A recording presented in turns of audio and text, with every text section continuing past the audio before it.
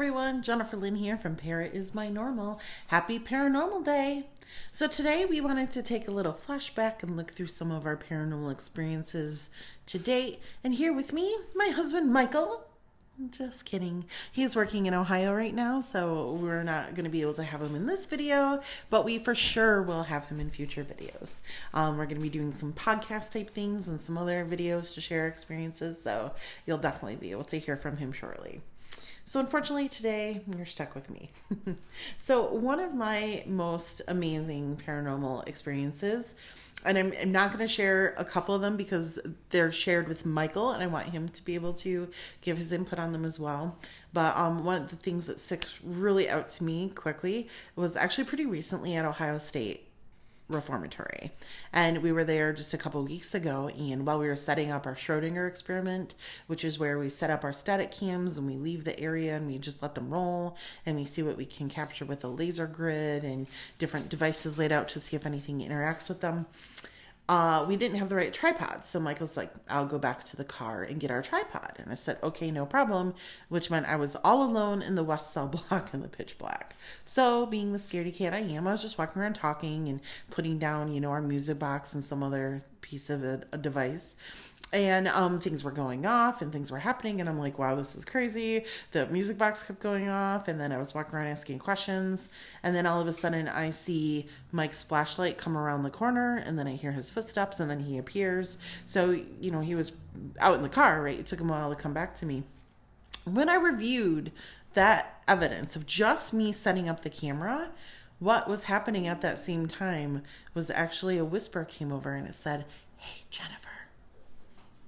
Mike was nowhere around. I was all alone in the West Cell block. If there was anyone in the cell block on floors 2, 3, or 4, I would have heard them whisper because it would have echoed through, the stone building.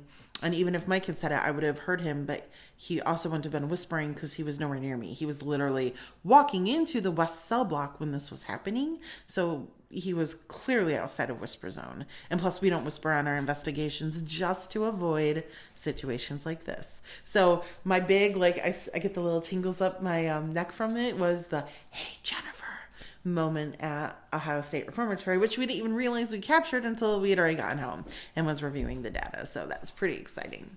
So the whole reason we started ISMY Normal is because of experiences like this. Everything from full-bodied apparitions to shadow people to EVPs to ITC responses to being grabbed, being touched.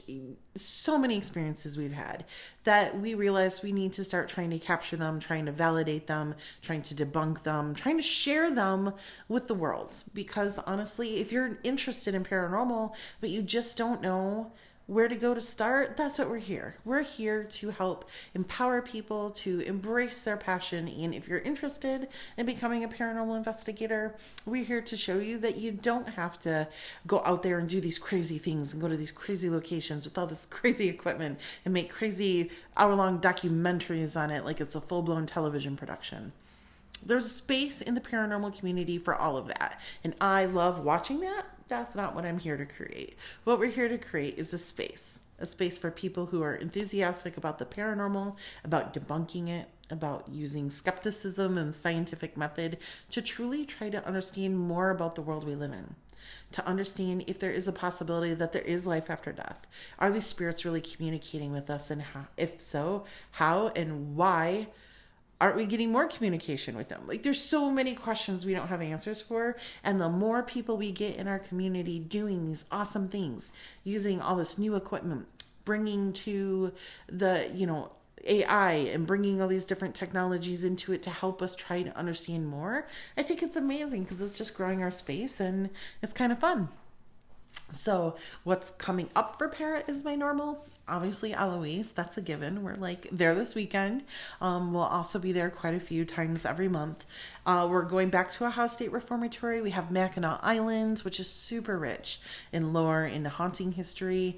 We also have Baum Opera House in Ohio. We're spending a few days at Landell's Mohican Castle in Ohio. And if you watch Paranormal Quests, their episode last week was actually the horror at Cabin 13, which is the cabin Mike and I are staying in Matt Landell's Mohican Castle, where we'll be investigating the tunnels under the castle, the graveyard, and of course the haunted cabin we're staying in. We're also going to be going to Waverly Hills. We're also going to be going to Tala, which is Trans-Allegheny Lunatic Asylum, and also the Ypsilanti Firehouse Museum we're looking at doing, and just all these different locations. We're bringing the local lores, the haunting history, and some pretty interesting experiences to you. So follow, like, share, subscribe, whatever the social interactions are. It only helps us, and it really helps spread the paranormal community and be more inclusive, and helping other people find us might help someone get the courage to be able to grab a flashlight and go paranormal investigating. So happy Paranormal Day. Go ahead and share in the comments what you're looking forward to in the paranormal, what your next investigation is going to be, and are you excited for us to return to Eloise? I know we are.